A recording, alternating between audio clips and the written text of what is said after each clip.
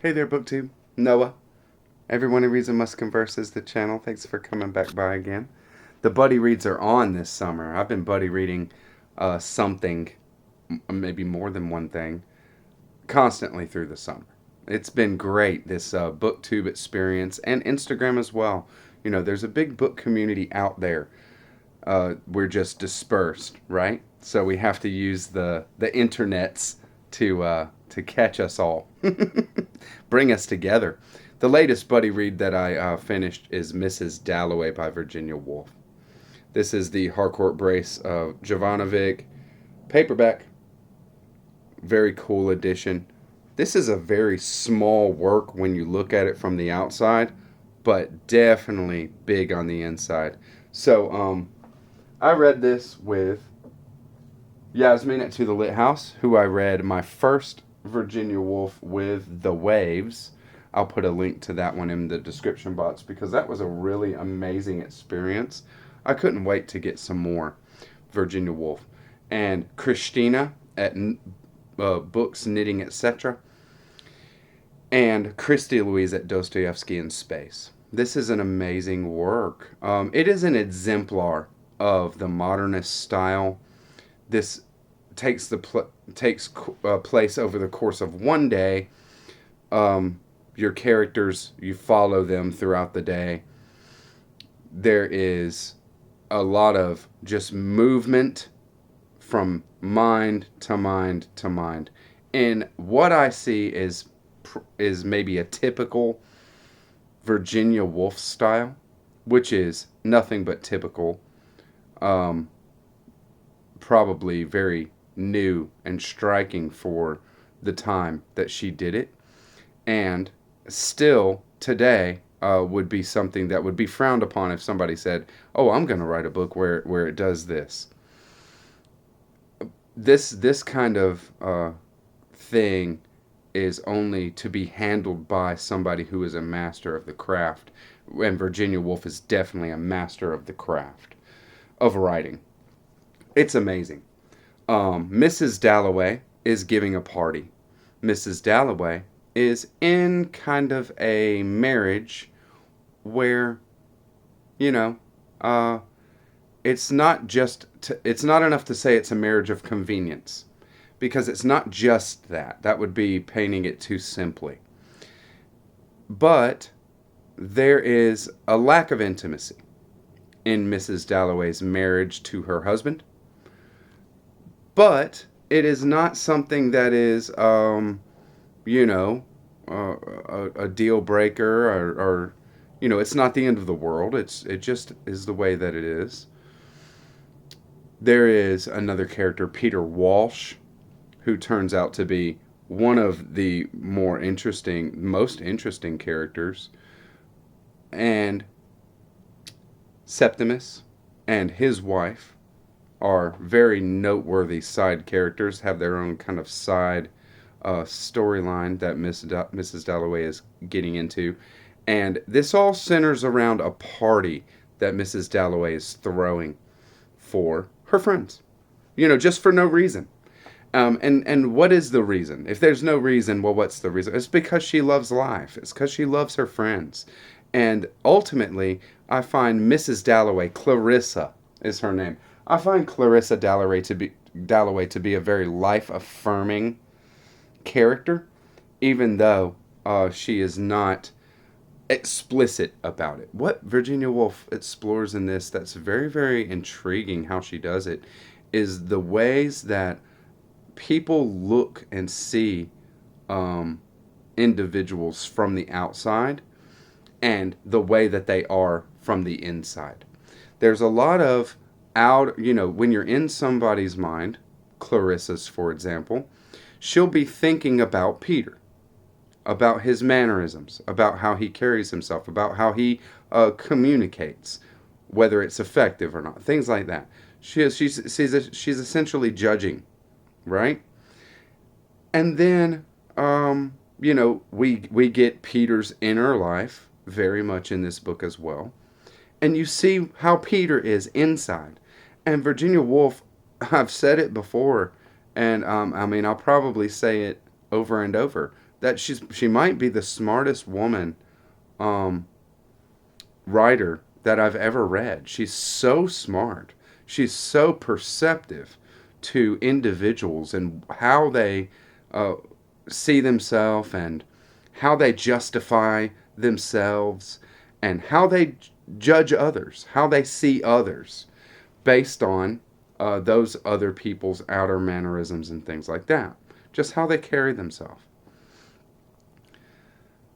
Septimus is an amazing character, and I think what Virginia Woolf does with that is it explores the psychological trauma that World War One brought on humanity as a whole and individuals as well. And Septimus is one of those individuals. A military man that was very successful and very respected and has an amazing job, amazing post after his duty. Everybody respects him. He has nothing to worry about. He has nothing to worry about. And the outer expression, right? But nobody has any care or even understanding of what he goes through and what his inner life consists of. And he's actually in a position in such a sad state, really, that he doesn't even know how to express what his inner life consists of, and there is no frame of reference for. The war had just ended. World War One, I mean, the war had just ended. People are grateful that the war has ended, and there is no understanding of the residual effects on the individuals that were in this horrific war zone of World War One, what they went through. And so it is shown very, very perceptively. Septimus is a manic person inside himself. He is prone to pendulum swings of extremes, of nihilism, a horrifying nihilistic views of, the world is all hell, and it doesn't, and there is no meaning. It is life is death is life, right? This kind of thing. To everything is beautiful. There is beauty in everything, even these leaves, the leaves on the trees, and seeing that beauty. And all through this pendulum swings and everything, he is completely unable to communicate any of that, even to his wife, even to someone who loves him most dearly, who is with him through everything. And it's heartbreaking. It is sad.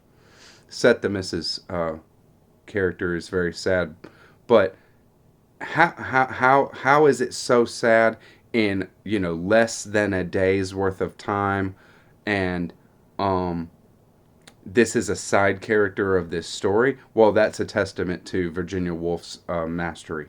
It's amazing. Clarissa is kind of, I mean, she's larger than life. Clarissa has a power, a power of bringing people together and facilitating fellowship and community to a point where everybody loves Clarissa Dalloway, for sure. They want to be in her orbit. Everybody wants to be in her orbit because everybody is cared for in her orbit. She is, but ultimately we see that her life has no shortage of sadness, regret, and second guessing, all the kinds of things that everybody has, right? So it is a wonderful book.